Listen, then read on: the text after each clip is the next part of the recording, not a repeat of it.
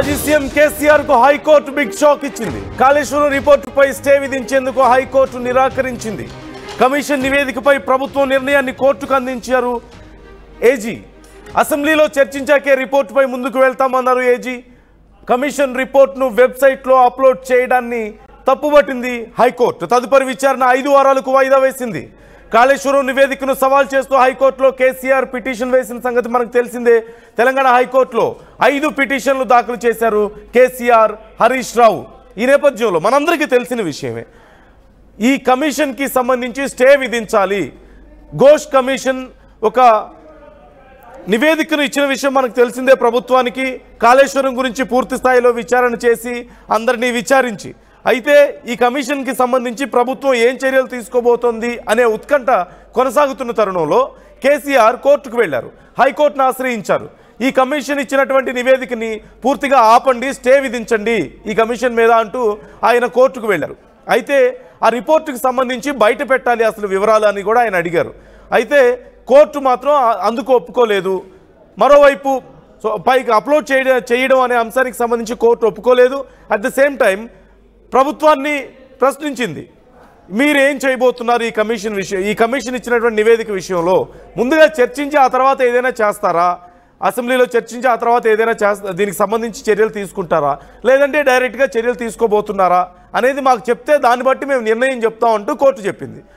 అప్పుడు ప్రభుత్వం నుంచి వచ్చినటువంటి క్లారిటీ ఏంటంటే, ఖచ్చితంగా మేము చర్చించిన తర్వాత, అసెంబ్లీలో చర్చించిన తర్వాతే దీనికి సంబంధించి మేము చర్యలు తీసుకోబోతున్నాం అని చెప్పింది.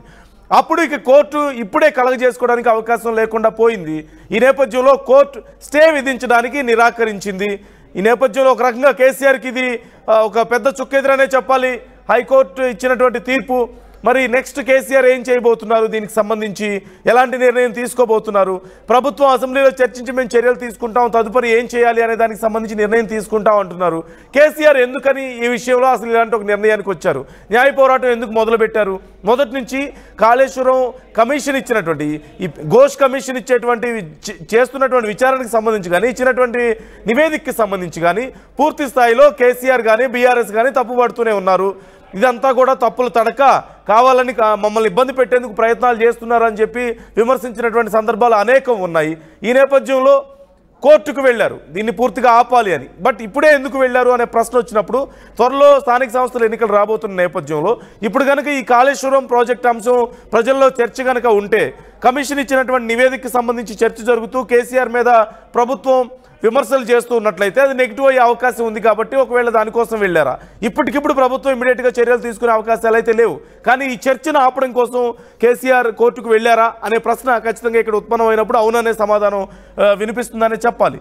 మరి ఇప్పుడు కోర్టు స్టే విధించడానికి నో చెప్పిన నేపథ్యంలో కేసీఆర్ ఏం చేయబోతున్నారు, నెక్స్ట్ ఇంకోసారి ఏమైనా అప్పీల్ చేసే అవకాశం ఉందా, ఇంకా పై కోర్టుకి ఏమైనా వెళ్ళే అవకాశం ఉందా, న్యాయపరంగా ఇంకా పాసిబిలిటీస్ ఏమేమి ఉన్నాయనేది ఖచ్చితంగా చర్చించే అవకాశం కనిపిస్తుంది. మరోవైపు కాళేశ్వరం ప్రాజెక్ట్ అనేది కేసీఆర్కు చాలా కీలకం, మానసపుత్రికలాగా చెప్పుకున్నారు కాబట్టి, చాలా పెద్ద ఎత్తున గతంలో ప్రచారం చేసుకున్నారు కాబట్టి, గత ఎన్నికల సమయంలో అసెంబ్లీ ఎన్నికల సమయంలో అదే అస్త్రాన్ని కాంగ్రెస్ వాడుకుంది, కాంగ్రెస్కి అది వర్కౌట్ అయింది. ఇప్పుడు మరొకసారి స్థానిక సంస్థల ఎన్నికలకు కూడా ఈ కమిషన్ ఇచ్చినటువంటి నివేదిక గురించి చర్చ నడుపుతూ ప్రజల్లో కేసీఆర్ గురించి కొంత నెగిటివ్గా వెళ్ళే అవకాశం ఉంది. కాబట్టి ప్రభుత్వం ఆ అంశాన్ని మరొకసారి ఉపయోగించుకునే అవకాశాలు కనిపిస్తున్నాయి. సో ఏం చేయబోతున్నారు అనేది చాలా కీలకంగా మారింది. మధు ఉన్నారు, మధుని అడిగి ఫుల్ డీటెయిల్స్ తెలుసుకుందాం. మా ప్రతినిధి మధు, ఇప్పుడు కేసీఆర్కు హైకోర్టులో చుక్కెదురైంది, నెక్స్ట్ ఏం చేసే అవకాశం ఉంది, న్యాయపరంగా ఇంకేమైనా అవకాశాలు ఉన్నాయా, ఇంకా ఎలాంటి మూవ్స్ కేసీఆర్ దగ్గర ఉండే అవకాశం కనిపిస్తోంది? ఇప్పుడు స్థానిక సంస్థల ఎన్నికలకు అడ్డొస్తుందన్న కారణమా, అంటే ఈ టైంలో ఇలాంటి ఒక బ్యాడ్ టాక్ అనేది మంచిది కాదు తన మీద అనేటువంటి కారణమా, లేదంటే ఇమ్మీడియట్గా ప్రభుత్వం ఏమైనా చర్యలు తీసుకుంటుందనే ఆలోచన ఏదైనా ఉందా? ఆ ప్రభుత్వం చర్చిస్తామని చెప్తోంది కదా. ఎగ్జాక్ట్లీ ప్రస్తుతం కేసీఆర్ తరఫున శేషాద్రి నాయుడు, హరీష్ రావు తరఫున ఆర్య సుందరం వీళ్ళిద్దరూ దీంట్లో వాదించినటువంటి అంశాలు ఏంటంటే, కమిషన్ ని దృష్టిలో పెట్టుకొని, ఈ కమిషన్ నివేదికను దృష్టిలో పెట్టుకొని వాటిని ఆధారంగా మమ్మల్ని అరెస్ట్ చేసే అవకాశం ఉంటుంది, మా మీద చర్యలు తీసుకునే అవకాశం ఉంటుంది, నివేదికను అడ్డం పెట్టుకొని చర్యలు తీసుకోకుండా ఎలాంటి చర్యలు తీసుకోవద్దని కోరుతున్నామంటూ హైకోర్టును ఆశ్రయించారు. దీంట్లో ప్రధానంగా ఎందుకంటే ఈ నివేదిక ఆధారంగానే మమ్మల్ని అరెస్ట్ చేసే అవకాశం ఉంది, మమ్మల్ని చర్యలు తీసుకునే అవకాశం ఉంది, అవినీతి ఆరోపణల పైన ప్రభుత్వానికి సంబంధించినటువంటి రీతిలోనే వారికి కావాల్సినటువంటి ఫార్మాట్ లోనే అవే పాయింట్స్ తో కమిషన్ నివేదిక ఇచ్చింది. మమ్మల్ని కూడా విచారణకు పిలిచినప్పటికీ కూడా మా అంశాలను అందులో పొందుపరచలేదు. మేమేమైతే అంశాలను అడిగామో పొందుపరచలేదు. దానితో పాటు మాకు కూడా ఒక నివేదికకు సంబంధించినటువంటి కాపీ అడిగాం, మేము మాకు ఇవ్వట్లేదు, కానీ పబ్లిక్ డొమైన్ లో పెట్టారు వీటిని అనేటువంటి వీళ్ళు ప్రధానమైనటువంటి ఒక అలిగేషన్ తో వీళ్ళు హైకోర్టును ఆశ్రయించారు. ఈ నివేదికను అడ్డం పెట్టుకొని నివేదికనే అత్యంత ప్రమాదకరంగా మారే అవకాశం ఉంది బీఆర్ఎస్ పార్టీకి సంబంధించిన గత పాలకులకు. అందులో హరీష్ రావు మంత్రిగా ఉన్నటువంటి ఇరిగేషన్ సమయంలో, తర్వాత ముఖ్యమంత్రిగా ఉన్నటువంటి కేసీఆర్ ఆ నివేదిక ఆధారంగా చర్యలు తీసుకునే పరిస్థితి ఉంటుంది. కాబట్టి దానిపైన చర్యలు తీసుకోకుండా కొట్టివేయాలంటూ వాటి హైకోర్టును ఆశ్రయించడంతో ప్రస్తుతం చర్చ కొనసాగుతా ఉంది. కానీ ప్రభుత్వ తరఫు ఏజీ చెప్తున్నటువంటి వివరాలు ఎట్లా ఉంటే ఇప్పటికిప్పుడు చర్యలు ఉండవు, పబ్లిక్ డొమైన్ లో లేదు నివేదిక అనేటువంటిది, ఖచ్చితంగా అసెంబ్లీలో చర్చించిన తర్వాతనే వీటిపైన చర్యలు తీసుకోవడానికి ప్రభుత్వం ముందుకు వెళ్లే అవకాశం ఉంది. అప్పటి వరకు ప్రభుత్వం హామీ ఇస్తుంది అనేటువంటి ఒక స్టేట్మెంట్, ప్రభుత్వ వాదన అంటే ప్రభుత్వం సంబంధించినటువంటి వాదననే ఏజీ వినిపించే ప్రయత్నం చేశారు. మరి కేసీఆర్ హరీష్ రావుకు సంబంధించినటువంటి అడ్వకేట్స్ ఏమో అసలు ఇప్పటికిప్పుడు అసెంబ్లీ నిర్వహించాల్సినటువంటి సమయం ఏం లేదు, ఆ దగ్గరలో 6 నెలల సమయం ఉంది అసెంబ్లీకి. అప్పటిలోగా వీళ్ళు మరి ఎప్పుడు చర్చిస్తారు, ఎప్పుడు తీసుకుంటారు, దానిపైన స్టే విధించాలని వేయడంతో హైకోర్టు మాత్రం స్టే విధించడానికి సిద్ధంగా లేదు. 6 నెలల వరకు ఎలాంటి స్టే లేదు అనేటువంటిది ప్రకటించడంతో ప్రస్తుతం సర్వత్రా చర్చ కొనసాగుతుంది. ఒక రకంగా ఇది కేసీఆర్ కి హరీష్ రావుకి ఒక చెక్మేట్ లాగానే ప్రస్తుతానికి హైకోర్టు ఇచ్చినటువంటి తీర్పు. ప్రభుత్వం సంబంధించినటువంటి ఏజీ కూడా హైకోర్టు ఒక సూచన చేసింది. ఇప్పుడు ఎవరైతే పిటిషన్ వేశారో కేసీఆర్ హరీష్ రావు ఆశ్రయించారో ఈ నివేదికకు సంబంధించినటువంటి విషయంలో అది పబ్లిక్ డొమైన్ లో ఉందని అయితే ఆరోపణలు చేస్తా ఉన్నారు. ఒకవేళ నిజంగా కనుక పబ్లిక్ డొమైన్ లో కానీ వెబ్సైట్ లో కానీ అప్లోడ్ చేసి ఉంటే దాన్ని వెంటనే తొలగించాలి అనేటువంటి ఒక సూచన హైకోర్టు ప్రభుత్వానికి సంబంధించినటువంటి ఏజీ కూడా అడ్వకేట్ కూడా సూచన చేసింది. సో అలా ఏమైనా ఉంటే తొలగిస్తాము, ప్రస్తుతానికైతే ఎలాంటి పబ్లిక్ డొమైన్ లో లేదు, అసెంబ్లీలో చర్చించిన తర్వాతనే పబ్లిక్ డొమైన్ లోకి వస్తుంది అనేటువంటి ఒక హామీని ఏజీ కూడా ఇచ్చినట్టుగా తెలుస్తా ఉంది. సో మొత్తానికి పీసీ ఘోష్ నివేదిక సంచలనంగా మారింది. ఇది ఫ్యూచర్ లో ఈ నివేదిక ఆధారంగా కేసీఆర్ హరీష్ రావు పైన ప్రభుత్వం చర్యలు తీసుకునేటువంటి అవకాశం చాలా స్పష్టంగా కనిపిస్తా ఉంది వీళ్ళు హైకోర్టును ఆశ్రయించినటువంటి తీర్పును బట్టి హరీష్ కేసీఆర్. ఎందుకంటే పీసీ ఘోష్ నివేదిక అప్పజెప్పే కంటే ముందు రోజు ఒకరోజు మీడియాతో మాట్లాడుతున్న సందర్భంలో ఈ నివేదికలో చాలా కీలకమైనటువంటి అంశాలు ఉన్నాయి, వీటి ఆధారంగా ప్రభుత్వం చర్యలు తీసుకోవాలనుకుంటే గత ప్రభుత్వ పాలకుల పైన చర్యలు తీసుకోవచ్చు, ఏకపక్షంగానే కాళేశ్వరం నిర్మాణం జరిగింది, బ్యారేజ్ల నిర్మాణం కానీ కాంక్రీట్ కి సంబంధించినటువంటి విషయంలో అంటే లోపభూయిష్టంగా నిర్మాణం చేపట్టడం కానీ డిజైన్ లోపం కానీ అన్ని క్వాలిటీ రూపంలో కానీ వీటన్నిటి రూపంలో ఏకపక్షంగా జరిగింది అనేటువంటిది నివేదికను అందులో పొందుపరిచారు అనేటువంటిది పీసీ ఘోష్ చాలా స్పష్టంగా చెప్పారు. సో ప్రభుత్వం కూడా ఆ కమిషన్ ఆధారంగానే ముందుకు వెళ్లే అవకాశం కనిపిస్తా ఉంది. కాబట్టి బీఆర్ఎస్ పార్టీ నాయకులు, బీఆర్ఎస్ పార్టీ ప్రెసిడెంట్ కేసీఆర్, మాజీ మంత్రి హరీష్ రావు అలర్ట్ అయ్యారు, హైకోర్టును ఆశ్రయించారు. హైకోర్టు మాత్రం 6 నెలల వరకు ఎలాంటి స్టే లేకుండా నిలిచడంతో అసెంబ్లీ సమావేశాల తర్వాతనే చర్యలు ఉంటాయని ప్రభుత్వం కూడా వాదన వినిపించడంతో అడ్వకేట్ రూపంలో ప్రస్తుతం చర్చ అయితే కొనసాగుతా ఉంది. చూడాలి, 6 నెలల లోపల ఏదైనా జరిగే అవకాశం ఉంది. ప్రత్యేక అసెంబ్లీ సమావేశాలు నిర్వహించాలనే ఆలోచన కూడా ప్రభుత్వం చేస్తున్నట్టుగా కూడా మన దగ్గర సమాచారం ఉంది. మేబీ ఈ మంత్ ఎండింగ్ లోపల లేదంటే వచ్చేటువంటి నెల మొదటి వారంలో అసెంబ్లీ సమావేశాలు నిర్వహించి కేవలం ఈ కాళేశ్వరం కమిషన్ ఒకవేళ ఇప్పుడు అసెంబ్లీలో చర్చించి తర్వాత దీని మీద చర్యలు అని చెప్పేసి ప్రభుత్వం సైడ్ నుంచి ఒక వాదన వినిపిస్తుంది. చర్యలు అంటే ఏ స్థాయి చర్యలు, అవి ఎలా చూడాలి మనం ఆ చర్యల్ని? అంటే కొంతమంది కాంగ్రెస్ నాయకులు అడపాదడపా మాట్లాడుతూ హరీష్ రావుని అరెస్ట్ చేస్తాం, కేసీఆర్ని అరెస్ట్ చేస్తాం అని చెప్పేసి మాట్లాడినటువంటి సందర్భాలు ఉన్నాయి. బీజేపీ నాయకులు కూడా అదే డిమాండ్ చేస్తున్నారు.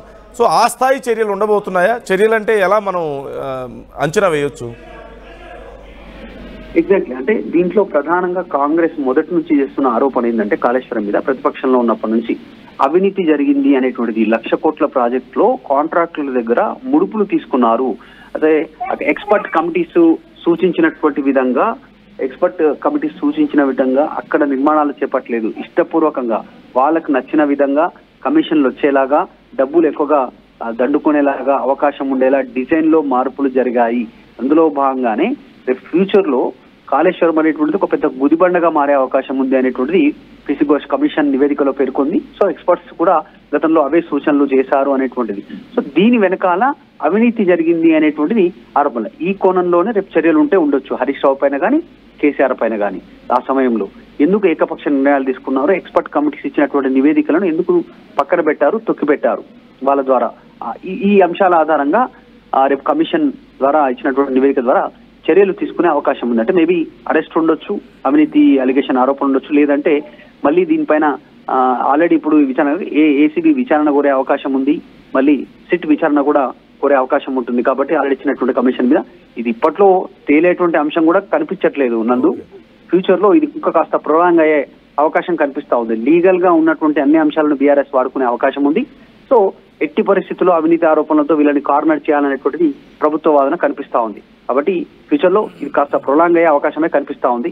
ప్రస్తుతానికి మాత్రం కమిషన్ ఆధారంగా బీఆర్ఎస్ సుప్రీం కేసీఆర్ మాజీ మంత్రి హరీష్ రావు పైన చర్యలు తీసుకోవడానికి సిద్ధమయ్యే అవకాశాలు కూడా కనిపిస్తా ఉన్నాయి. ఏం జరుగుతుందో చూడాలి.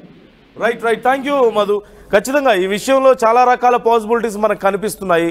ఖచ్చితంగా ఇలాంటి ఒక ఏం చర్యలు తీసుకోబోతున్నారు, ఏం జరగబోతుంది అనేది మనం ఎవరు ఊహించలేని పరిస్థితి. ఇప్పటికైతే కేసీఆర్ సైతం న్యాయపరంగా ఇంకా ఎలా ముందుకెళ్ళొచ్చు ఈ విషయంలో అనే సమాలోచనలు చేస్తున్నట్లుగా తెలుస్తుంది.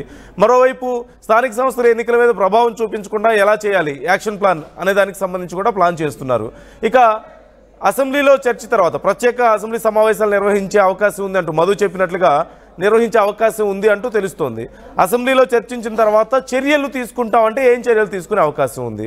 కాంగ్రెస్ నాయకులు, కొంతమంది బీజేపీ నాయకులు డిమాండ్ చేస్తున్నట్లుగా నిజంగా కేసీఆర్దే ఇందులో తప్పు ఉంది అని ప్రూవ్ చేసి ఆయన ఏమైనా అరెస్ట్ చేస్తారా, ఇంకేమైనా చర్యలు తీసుకునే అవకాశం ఉందా, ఆ స్థాయికి వెళ్తారా అనే ప్రశ్న ఉత్పన్నం అవుతుంది ఓ పక్క. మరోపక్క బీజేపీ నాయకులు ప్రధానంగా విమర్శించేది ఈ విషయంలో ఖచ్చితంగా ఇప్పటికే కేసీఆర్, రేవంత్ రెడ్డి లాలూచి పడిపోయారు. కేసీఆర్ను ఈ కాళేశ్వరం విషయంలో రేవంత్ రెడ్డి ఇబ్బంది పెట్టరు, కేవలం రాజకీయాలకు మాత్రం ఈ విషయాన్ని వాడుకుంటారు.